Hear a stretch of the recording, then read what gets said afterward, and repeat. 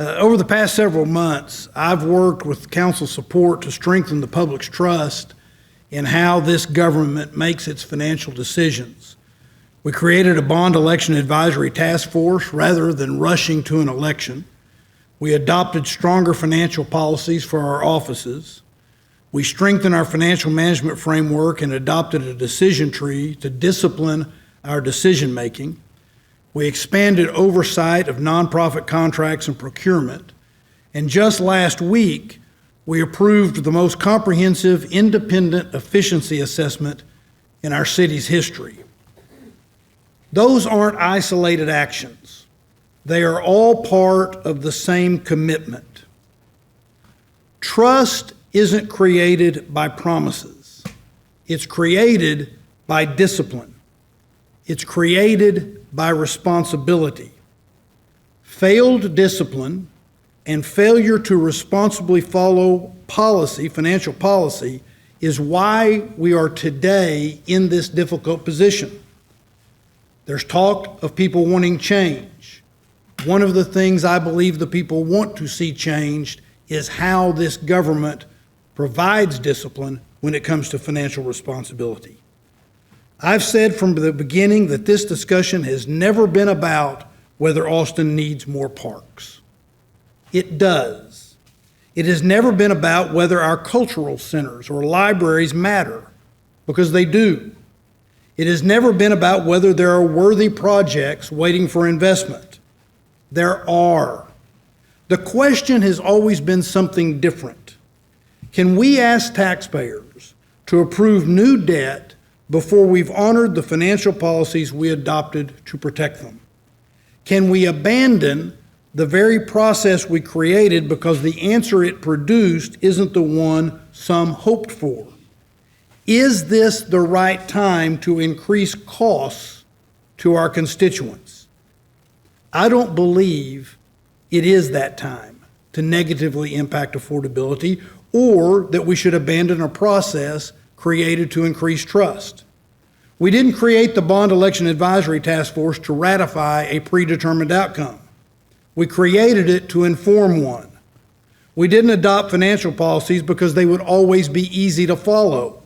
We adopted them because there would inevitably be moments when following them would be politically difficult. That's when policies matter most. Another process safeguard for assuring that we have fiscal responsibility includes following the recommendations of our professional staff. Lately, the conversation has shifted. Instead of asking what the process produced, we've begun asking what projects can be added to assemble enough votes on council. Instead of listening to the recommendations of the professional staff about the best financial approaches, we've started asking staff to create ways to satisfy specific districts. Instead of evaluating proposals through established criteria, we're hearing new arguments appear about after the process has largely concluded. That's not the process we established, and it shouldn't become the way Austin makes major financial decisions. Some describe these latest additions as efforts to achieve equity. Equity is, of course, an important value. But equity isn't created simply by saying the word, and it's not created by singling out districts for earmarks. Equity requires transparent criteria, and not just geographic criteria.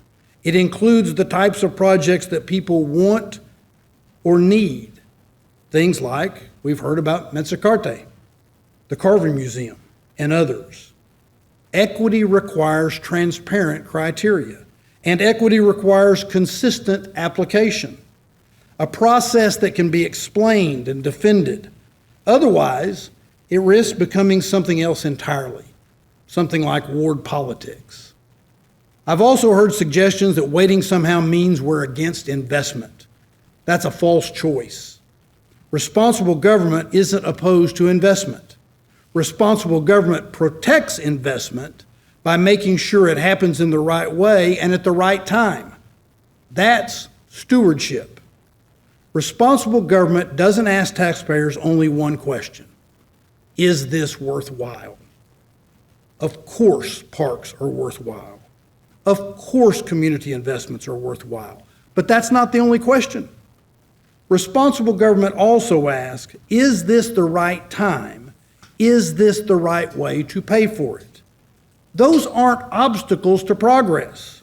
They are questions that make progress sustainable.